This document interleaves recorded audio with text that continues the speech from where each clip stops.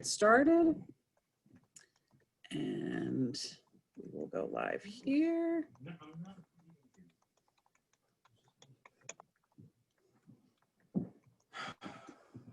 Okay, assalamu alaikum everyone. Juma Mubarak. Welcome to the Friday Khatera. We are so delighted to have all of you here with us.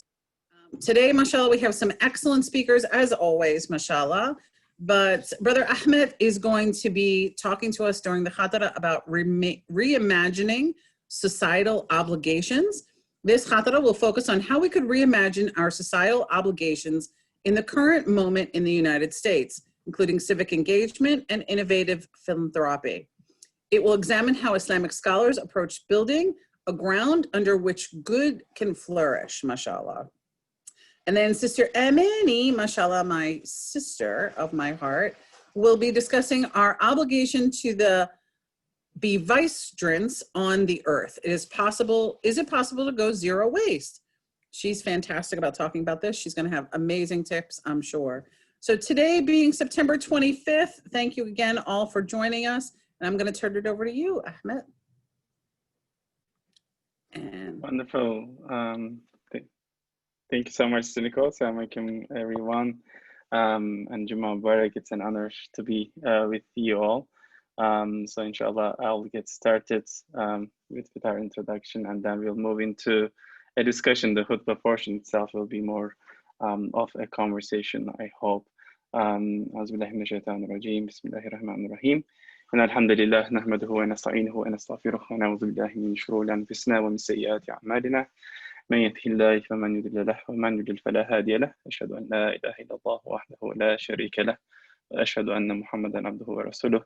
Praise be to Allah. We seek His help and we seek His forgiveness. We seek refuge and protection with Allah from the evil of our own souls and from the evil consequences of our sins. Whoever Allah subhanahu wa ta'ala leaves astray, no one can guide them, and whoever Allah guides, no one will never be led astray. I bear witness that there is no God but Allah, and I bear witness that Muhammad sallallahu alayhi wa sallam is His servant and His messenger. In Surah Al Imran, chapter 3, verse 102, Allah subhanahu wa ta'ala reminds us, Bismillahir Rahmanir Rahim, Ya ayyuhalladhina amanu taqullaha haqqa tuqatihi wa la tamutunna illa wa antum muslimun. O you who believe, be mindful of God as His due, and make sure you devote yourselves to Him to your dying moment. And in Surah Al-Ahzab, chapter 33, verses 70 and 71, in the same vein, Allah subhanahu wa ta'ala reminds us, Bismillahir Rahmanir Rahim, Ya ayyuhallazina amanu taqullaha wa qulu qawlan sadida yuslih lakum a'malakum wa yaghfir lakum dhunubakum wa man yuti Allah wa rasulahu faqad faza fawzan azima. Allah says, believers, be mindful of God, speak in a direct fashion unto good purpose, and He will put your deeds right for you and forgive you your sins. Whoever obeys Allah and His Messenger will truly achieve a great triumph.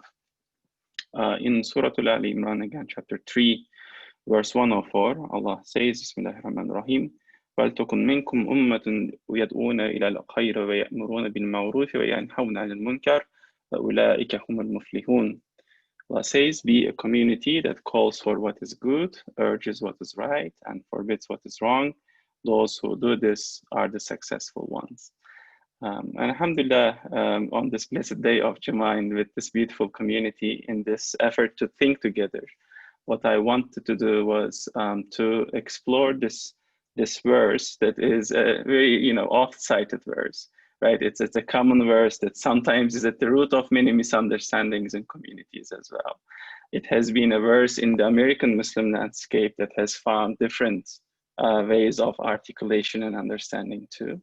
But really taking it to heart, and then maybe also building on, I know last week Brother Tikar was discussing Dr. Omar's fivefold structure and the idea of relying on our intellect. And I wanted to really explore this idea of what are our societal obligations at this time and age in our own society. And then, maybe explore also some ways, arguments that Muslim scholars have argued about these societal obligations. And with that, look at, different venues. There are multiple ways to look at it, but one was what are some areas that we as a community can think together to explore how there are new societal obligations and how we can contribute to those. So in light of that, and in keeping the verse that we have started off with in our minds, right? So being that community that calls for what is good and that enjoins, what is good, and that tries to prevent wrong to take root in our society. How can we really approach these issues? And before doing that, I want to talk a little bit about, or remind myself and everyone here about a hadith that we are told about the Prophet's experience with Abu Jahl. In this case, a man from the tribe of Irash comes to Mecca to do business. And we know this man as the Irashi by his tribal affiliation. We don't know his name. And we are told that he has some goods to sell, and he runs into Abu Jahl, and they enter into an agreement that this man will give his goods to Abu Jahl, and he will sell them, and then the man, the Irashi, will collect the money. And anyhow, so they agree on this. But when the time comes for Abu Jahl to pay the man, Irashi, he refuses, and he feigns and he pretends as if he has no knowledge of their agreement. And this man, who is wronged and in a place that is not familiar to him, he calls on those around him in Mecca to help him, saying, "I was wronged by this man, Abu Jahl." And of course, this is happening in and around, the Haram, and the Prophet ﷺ is also there and present. And there are those, around, and they start mocking this man, and they also kind of, dare the Prophet in a mocking way to stand against Abu Jahl and to help this man, right? And we are told that the Prophet actually, takes on that challenge, takes the man, and they go together to Abu Jahl's home. And again, this is happening at a time, Abu Jahl is openly, against the Prophet and has not shied away from being disrespectful to him or being rude with him. So they go to Abu Jahl's home, and the Prophet knocks on the door, and Abu Jahl from inside shouts out, "Who is there?" And the Prophet says, "It's Muhammad." And he, of course, in a sort of negative tone says, "What do you want?" And he says, "Come out. I am going to, we are going to talk about this." And when Abu Jahl comes out, right, and there are those, who are onlooking into this around them, he opens the door with that negative tone, and of course, we know that he wouldn't shy away from, just, pretending that he has no knowledge, or pretending to, or, being rude with the Prophet. But when he opens the door, right, he turns pale and, completely shocked. And within a few seconds, he agrees to pay what he owes to the man, saying, "Okay, I will pay." And of course, people around, the Prophet and Abu Jahl, and they witness this, and they are surprised as to how and why he just immediately agrees to do the right thing. And of course, that point, right, is later narrated to us. Abu Jahl says to those around him who inquired with him, saying, "When I opened the door, I saw a creature behind Muhammad that was, a devilish kind of, camel kind of, creature, and I was really afraid for my life, and that's why I agreed to pay." Now, obviously, this is one of the miracles of the Prophet ﷺ, and the main sort of, lesson for us in this story is that principle stands of helping someone who was wronged in a society where he was a foreigner, and to stand on the right side of of things, right? The Prophet shows us with his example that it is important to do that and to help others, and to be able to stand to those that may otherwise be rude or be negative with us. Now, obviously, with this, right, one of the points that I am trying to get into is our societal obligations, right, beyond our individual obligations, right? So the Muslim scholars have categorized our obligations for people who are mukallaf, people who are of age, and people who have the intellect, both physical and intellectual maturity, as having the individual obligations, fard ayn, and societal obligations, fard kifaya, right? And our sort of, situation today, of course, requires us to think about what are these societal obligations.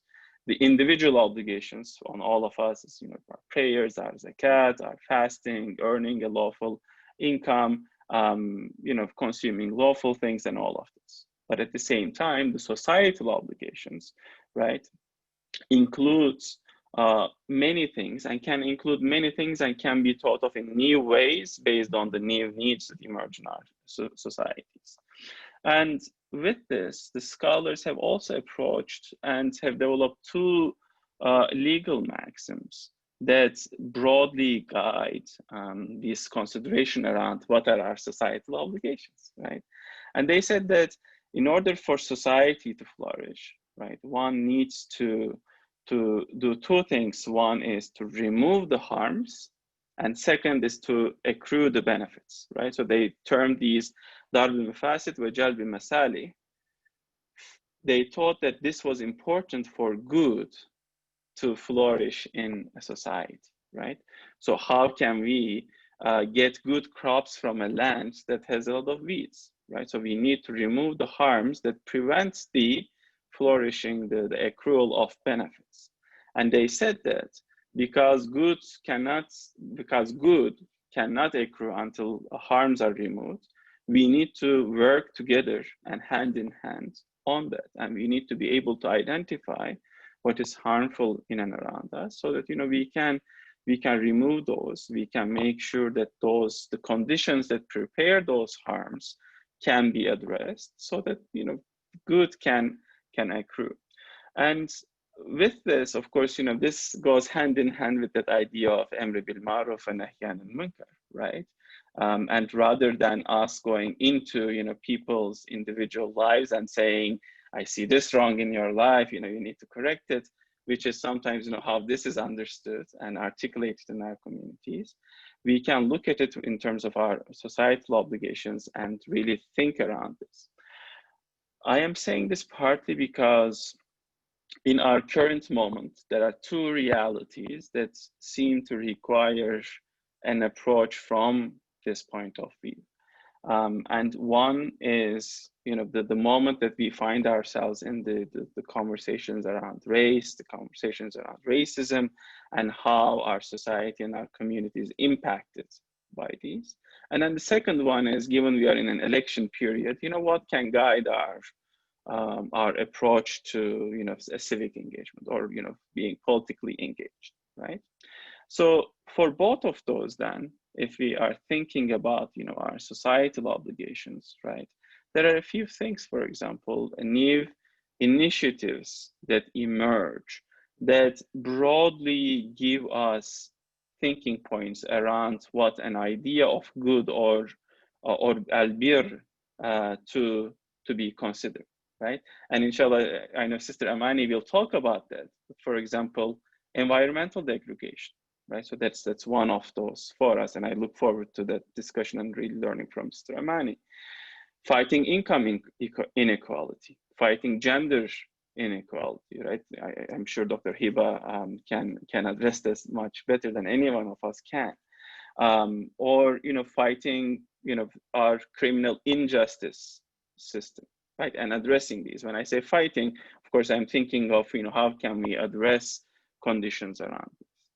And at the same time, right, because we engage in my line of work, I engage a lot with community members, sometimes to voice suspicions around being civically engaged, being politically engaged, given we have upcoming voter registration deadlines, vote by mail deadlines. How can we think around this? And scholars looking at our current, contemporary scholars who looked at, this idea of how can we think around these, they rely back on those two principles of darb al-mafasid wa jalb al-masali, removal of harms and accrual of benefits, as potential guidelines that can guide our understanding and our work. With this, right, for example, I will suggest that today we see Muslims who are who are engaged and thinking around how can we create funds that can help people who need bail money, right? Given that bails are set in such an unequal and without equity in mind, and with all the backdrop and the baggage of our racial inequalities in America, how can we set up bail funds for Muslims so that they can be helped by the community and they can then address their other obligations in society without having to worry about putting their belongings on hold and all of that. Or again, for example, in this realm of civic engagement, right? The idea of approaching this doing good from the point of helping the community by that engagement is another way to think around this. And there are many other fields, right? So this includes how do we approach our masajid, and how do we make sure that our masajid are welcoming to everyone, to many other obligations that are in front of us.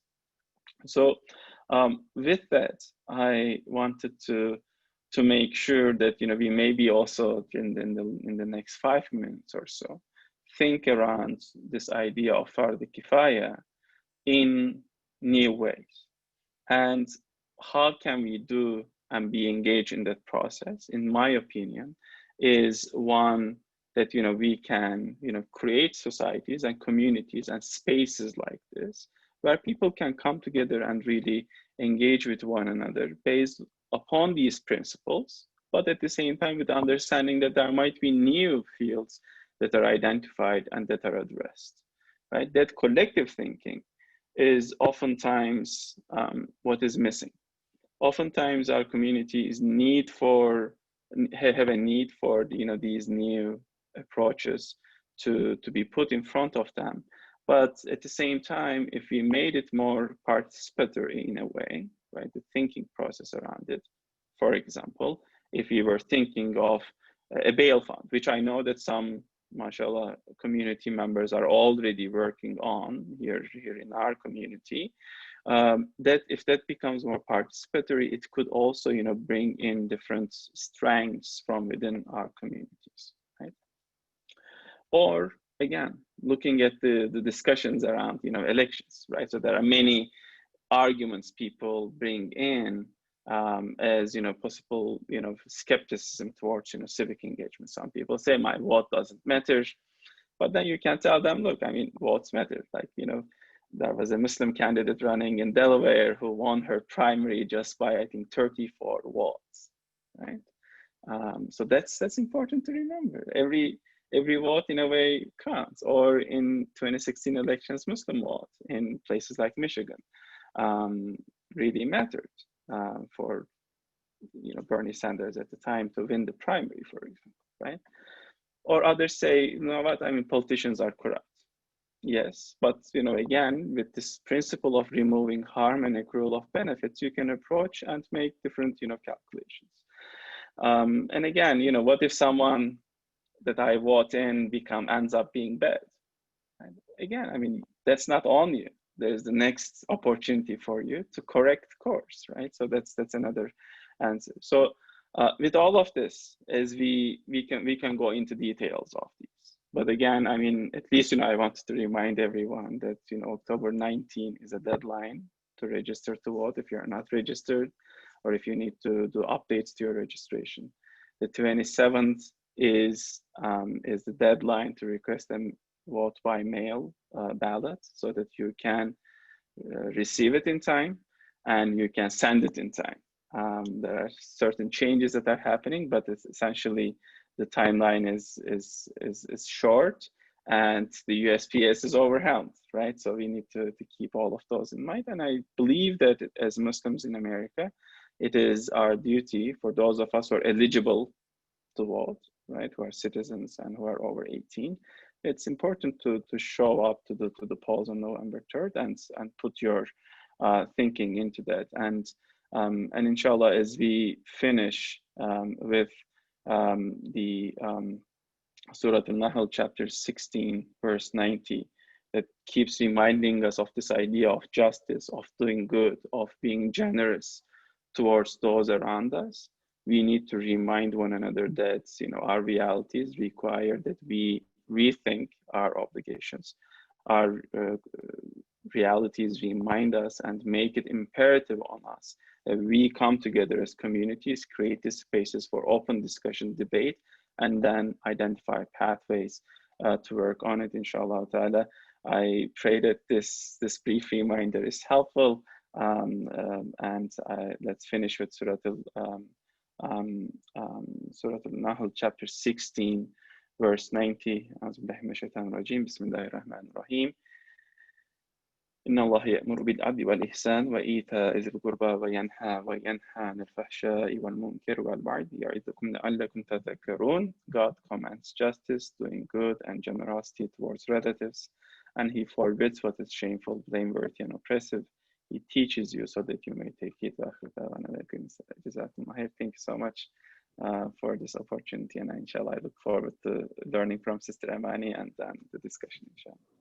MashaAllah. Jazakallah khair, Ahmed. Thank you so much. That was excellent. Such good reminders, mashallah. Really important for all of us to take our opportunity and obligation to vote seriously. Like Sister Hibba said, not voting is not neutral or objective. So it's important that if you have the right to vote, that you exercise that right to vote. So let's just keep that in mind, inshallah. So now I'm going to turn it over to my sister, mashallah. I'm so excited to hear her speak today on her most favorite topic. And so anyone who knows and loves Amani, mashallah, knows she is the environmental queen, mashallah. So this is a perfect topic for her to talk on today. So, all right, Amani, I'm going to turn it over to you, Habibti.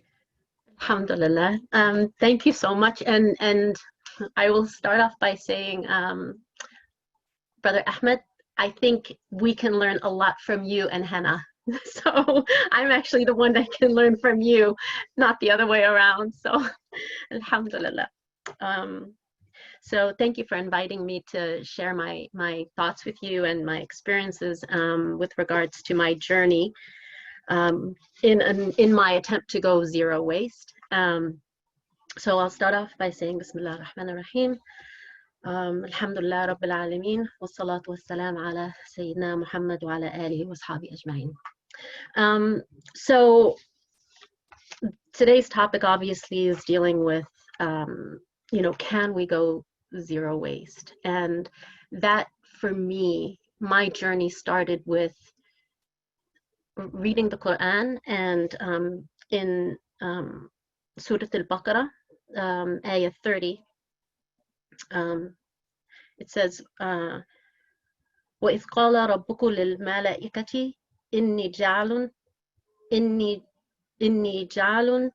فِي الْأَرْضِ خَلِيفَةً, right? So I thought about that, and you know, as I was studying, I thought, what does it mean? What does it mean to be a Khalifa? That's a huge responsibility that Allah gave to us. I mean, because He was challenged by the angels, or I shouldn't say challenge is not necessarily the right word, but in their attempt to understand why Allah would give us that privilege.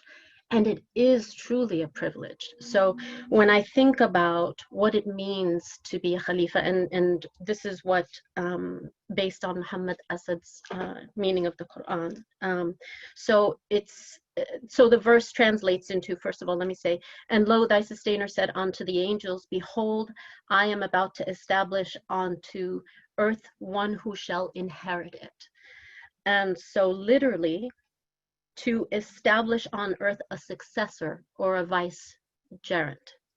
So the term Khalifa, which is derived from the verb khalafa, which means he succeeded another, is used in this allegory to denote man's rightful supremacy on earth, which is most suitably rendered by the expression, he shall inherit the earth. And in this sense of being given possession of it. So I think about when you're given possession of something,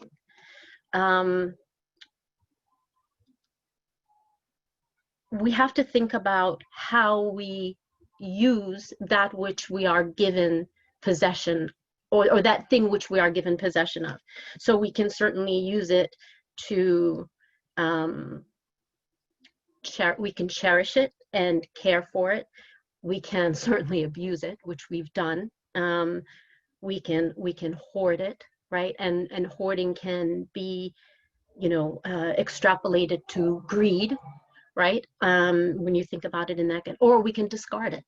And we've certainly done any number of these things when we think about how we have engaged with the earth and the things of the earth that Allah has given to us. But in the end, it's always important to remember to be grateful for and to show gratitude for all the things that we possess, right? So in our use of it, in our benefiting from it, that sense of gratitude always needs to be there. And certainly when we abuse something, that is just the opposite. We're not being grateful. So, I then again thought about there's another verse in the Quran where Allah subhanahu wa ta'ala says, this is in Al-An'am, ayah 165, and I'm just going to read the English. For it is who made you inherit the earth and has raised some of you by degrees above others, so that he might try you by means of what he has bestowed upon you. Verily, thy sustainer is swift in retribution, yet behold, he is indeed much forgiving, a dispenser of grace. So that actually weighed really heavily on me. And I thought, Allah has given us something which we are supposed to care for.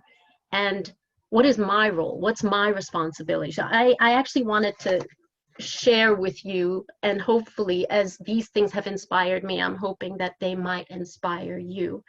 How my journey, as I read this and it sat with me, Allah seems to just bring things at you at times when you need them. So I happened to come across in my search on the internet just something about a family in New Zealand. This was my very, very first introduction to the concept of zero waste. And there was a family in New Zealand who basically decided that that's as a family, that's the direction that they wanted to go to. And in the end, ended up just having a bag, a regular like not even a trash bag, just a regular grocery bag of trash for the entire year. For the entire year, that is what they managed to discard. And I thought that was amazing and phenomenal. And I thought, why can't we, how do you go about doing that? And so that's how my journey started. And I started looking into it and researching it. And in my process, became somewhat fanatical about recycling. And that in itself was a journey, or part of it, right? But recycling in itself now, given what we know about where our recycling goes or doesn't go and ends up in the landfill, that in itself is not enough. So even that initiative and that effort isn't enough for us to engage with the earth in a way that takes care of it, protects it, doesn't harm it. And that's what as a Muslim I feel is a strong sense of duty that we have while we're living here on this earth. So I go back to, okay, if recycling is not the answer, then what is? And I go back to zero waste. And I think, so is zero waste possible? And the answer is yes, it is almost possible.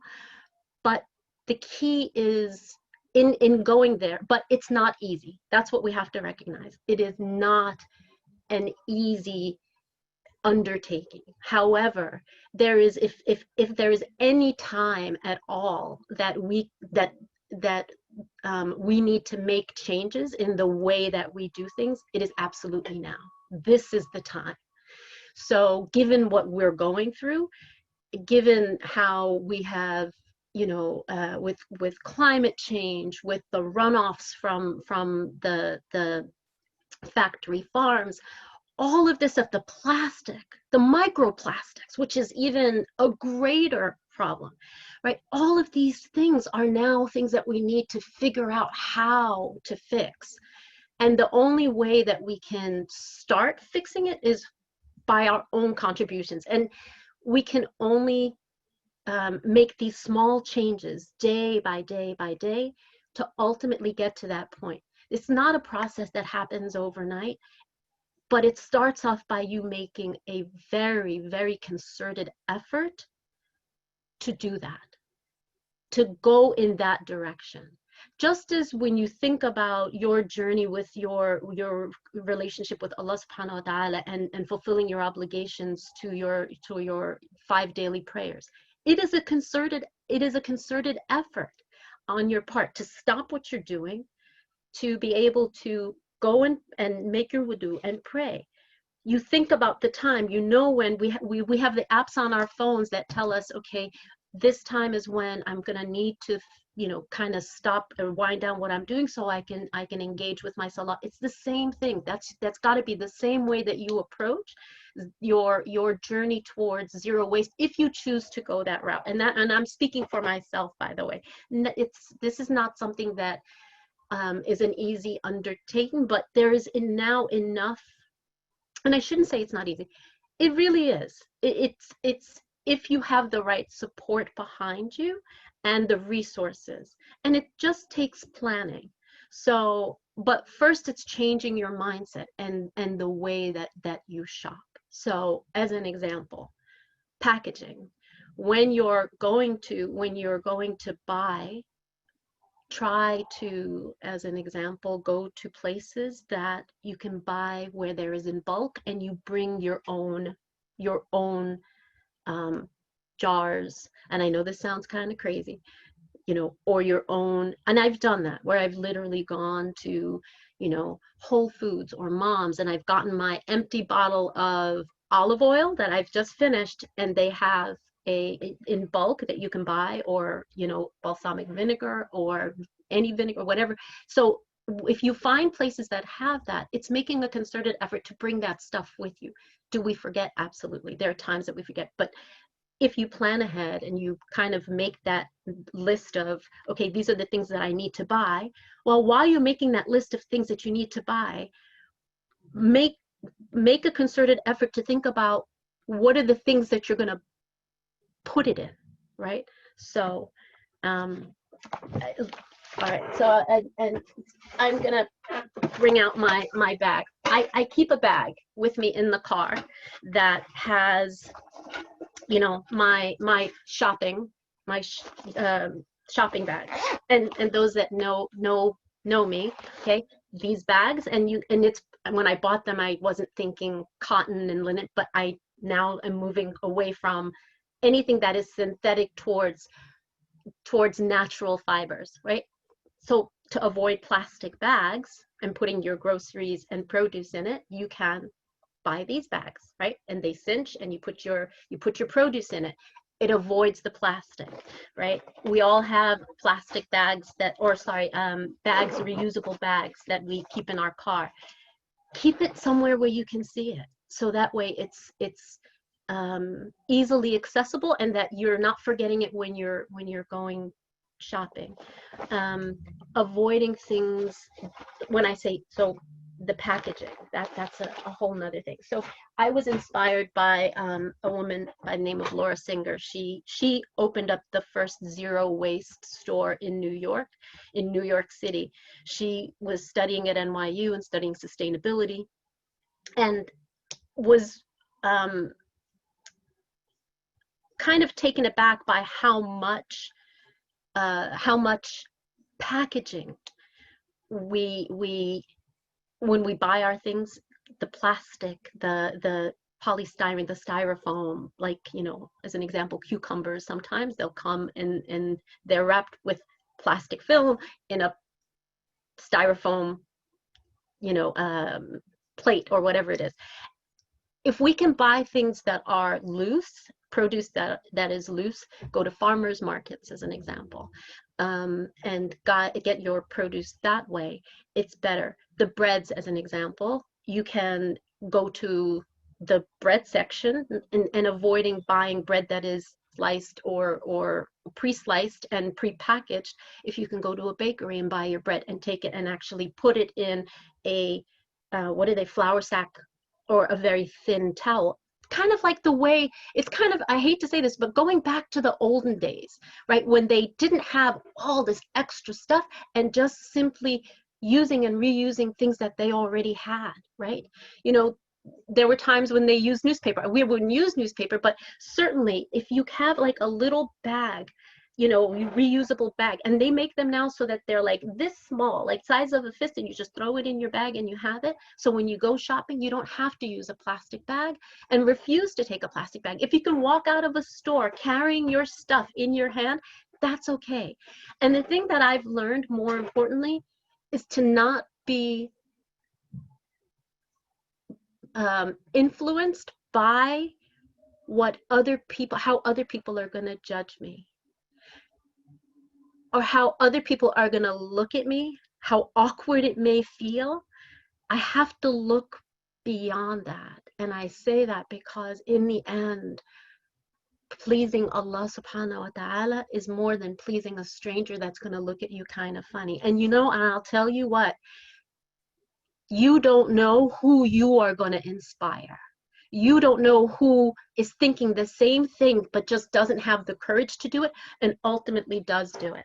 So, you know, I actually went out and I bought this. So it's 2-part tin, right? If I'm going out to eat, I don't want them to put it in a plastic container or a polystyrene container. I just give it to them and say, can you put it in here? And surprisingly, more often than not, most places will accommodate. You know, and I actually was inspired by a woman reading an article in New York Magazine about a woman who literally would go into a place like Cozy or Panera, and literally every day during lunch, she'd have her salad made and give them her container. And when she forgot it, one day they turned to her and said, hey, where's your container? And she actually had to get rid of that feeling of, oh, I feel so weird. People are going to look at me. People are going to think that you're right.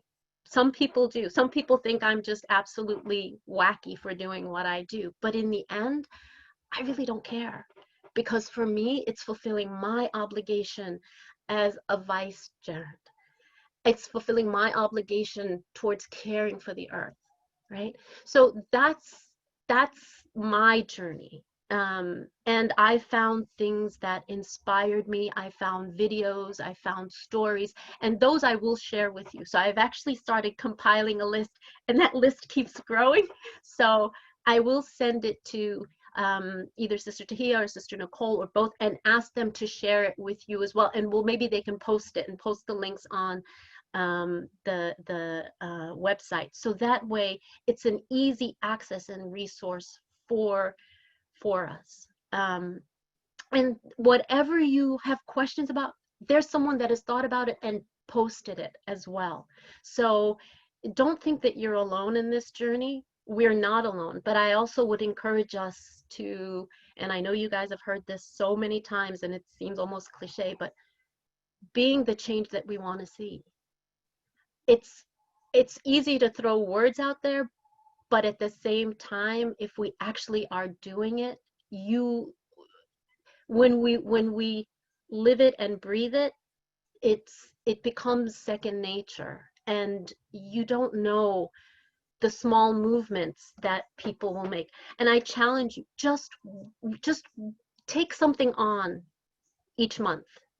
If you say, okay, because you can try and think about the whole thing, how do I do this? And it just seems so overwhelming, because I went through that process of being overwhelmed by it. But at the same time, I had to be forgiving of myself sometimes when I couldn't do it, and not beat myself up for not being able to fulfill a promise that I made to myself. Like, I won't buy something that's packaged. So, you know, I'll share with you, lox is a weakness of mine. It's packaged. every now and again I think I crave locks. So but I will make a concerted effort when I do shop. If it's a choice between one or another, I'm selecting that product which is in a package that is more sustainable and not going to, you know, I try and avoid plastics as much as possible. You know, so then we talk about how you shop. So that's one way. And please, anyone that wants to ask me questions after, by all means, I'm happy to answer whatever questions that you have. And again, the resources will be available to you and really helpful. But beyond that, I also want to point out, it's not just how, so it's shopping with regards to food and packaging. It's things, not just produce, it's using soap, right? Which is what people had before we had things like body wash. It's okay, let's go back to using soap, right? There's nothing wrong with that. And there's olive oil soap, which is amazing for your skin, for your hair, for, you know, and again, going back to natural ingredients rather than things that are filled with chemicals that are harming us, harming our environment. So, you know, it also occurred to me that one of the things that we can do, we try and encourage our children to become doctors and lawyers and engineers. And I think, why not have them go and study agriculture as an example? We don't ever tell our children to go study agriculture. Right now, in the Department of Agriculture is approving things, and the FDA is approving things that are so harmful to us. As Muslims, why aren't we becoming engaged? Not just even, you know, as Brother Ahmed said, to be engaged, civically engaged, but to be engaged and be actually where the change happens, right? So why not, you know, advise our children and especially if they have an interest, to go in that direction, right? So that way we can be in places that are going to ultimately be beneficial. Because right now, when we look at who's actually in charge, these are all people from corporate environments that are working with lobbyists to poison. I mean, really, it's just poisoning. It's poisoning us, and it's poisoning the earth. So I would encourage you all, if any of you are not familiar with the story of stuff, please do watch it. Again, that will be there will be a link that's there. It's incredibly informative. It talks about, there have many videos from, you know, the water and the plastic to the microplastics. And again, and I'm also going to encourage us as well to try to move away from the synthetics and moving towards natural. So even when you're buying products for yourself, clothing as an example, if you can move towards buying natural organic fibers, it would be far better, because the synthetic fibers and how they're processed, and I'm not sure whether or not you guys are aware, but you know, a lot of us, you know, we just tend to buy based on what's on sale, or buy because it's a good deal. But a lot of those synthetic fibers actually are coming from plastics. So someone decided it would be great if we took all these plastic bottles and the plastics that are littering the earth, and we take them and we create, we reuse them. So they make thread, plastic thread out of them, which synthetic clothing is sometimes made out of. And when we do wash it, it ends up in the water stream, which harms the fish and the creatures in the ocean. And the microplastics are a far worse problem, which we have, you know, more challenges with cleaning up than with regular plastic. At least plastic, you could see it floats on the top. This is tiny as could be, and it's all over the water, and it gets into the wildlife in the ocean life. And again, we end up consuming it and it creates harm. So harm for the environment, harm for us and our bodies. So anyway, I could go on and on and on, but I will make dua and end by making dua that we all, inshallah, may Allah give us the strength and the ability to be the caretakers and the stewards of the earth that He privileged us with. Ameen. Ameen. Ameen. Jazakallah khair, Habibati. MashaAllah. Like I said, you are the perfect one for this talk, MashaAllah. We have our chat section. I don't know if you've seen it as you've been talking, but it has been going bananas because everyone's very excited about your talk. So there were so many good comments. To Sister Sophia, I'm going to say, just say no to vegan locks. Locks are meant to be fish. There's certain things that are just not to be messed with. So, mashallah, the fact that you have that option, I love that, mashallah. Only mashallah. Can I, Sister Nicole, can I just jump in, if you don't mind? I just wanted to thank both Ahmed and Amani today, mashallah, as if we planned it for two of them to be together. I mean, nothing is a coincidence, right? But mashallah, the talks complemented each other so much. Everything that Brother Ahmed said can be applied to environment, and everything that Sister Amani said can be applied to social activism and social justice. So mashallah, I'm very, very happy that both of you are here. We planned it, you know. No, I know it was all behind the scenes. No. Yes.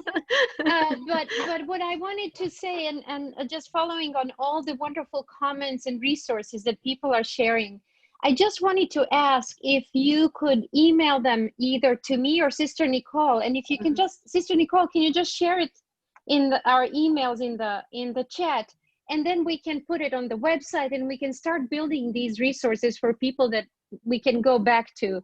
And you, Sister Amani, you said you will do that. Definitely. But I know Brother Ahmed can give us so much we can look into to become more engaged, inshallah, in this work. So thank you both so much. I just had to comment. This was just absolutely beautiful today, mashallah.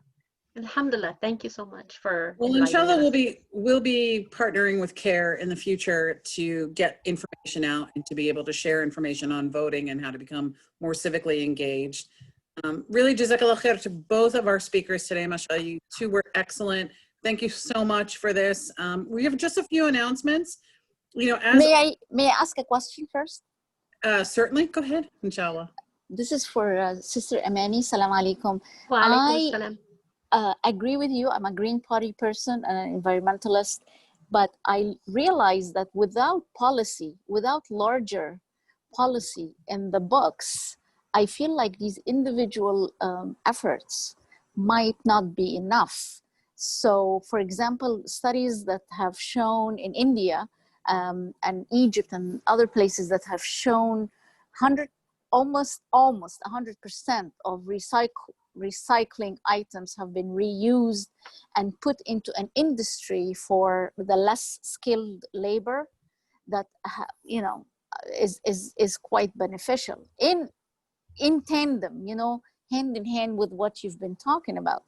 However, if our in the US recycling products are sold to China, they are not reused actually the way we think they are. They become for profit, or at least China uses it for profit. So what do you think of that?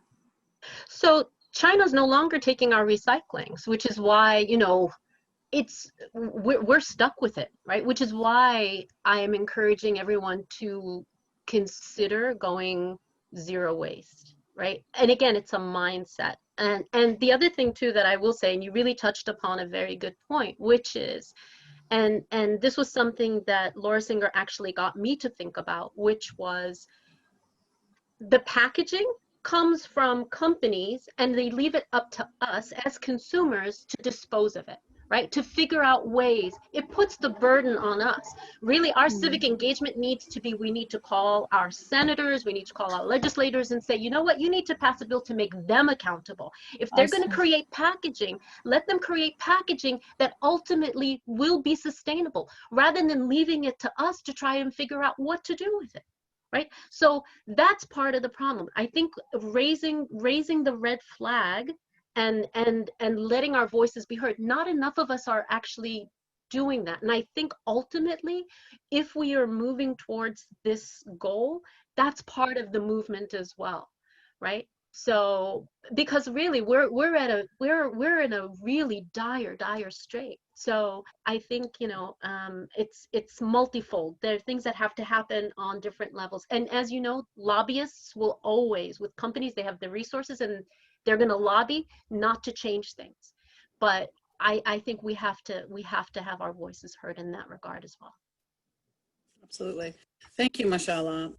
That's great. Again, there's so much to discuss in regards to the environment and how we can recycle and how we can get to a zero waste point that we could do this for days.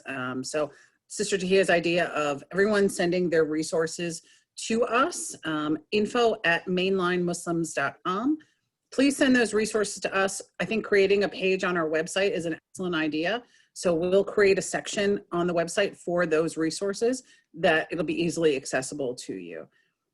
Just a few announcements. As always, visit our website, www.mainlinemuslims.org, for the Friday recordings. If you wanted to listen to this over, the Friday recordings are there, as well as copies of our newsletters.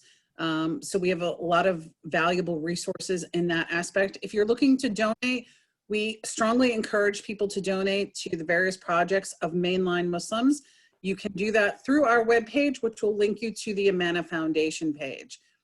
So please take a look at those opportunities. And one further announcement. So there is another organization that is starting an Islamic community on the main line. They will be holding in-person Jumas. Those announcements are separate than Mainline Muslims. We will be continuing our online Khateras. So please keep those two opportunities in mind. If you prefer to go to Juma in person, you have that opportunity. If you would like to continue with the Khateras, we will be continuing to offer those as well. So everyone, thank you again. Juma Mubarak. May Allah subhanahu wa ta'ala bless all of you this week into next week, inshallah. Again, you know, we're all in my favorite season. I feel especially guilty, Sister Amani, drinking my pumpkin cold brew from my plastic cup during your talk. So it went down a little more difficult. I just hope you appreciate the feeling that it left me with. So I will. It's reusable though, right? It is reusable. Okay, alhamdulillah, alhamdulillah. I will use it again, inshallah. So I will at least, for my Starbucks commercial, be feeling guilty about drinking it in this plastic cup and not my own cup. So alhamdulillah, you have settled as usual in my heart, mashallah. So to everyone again, may Allah subhanahu wa ta'ala bless all of you. Jazakallah khair to our speakers, mashallah. May Allah subhanahu wa ta'ala continue to grow our Islamic community.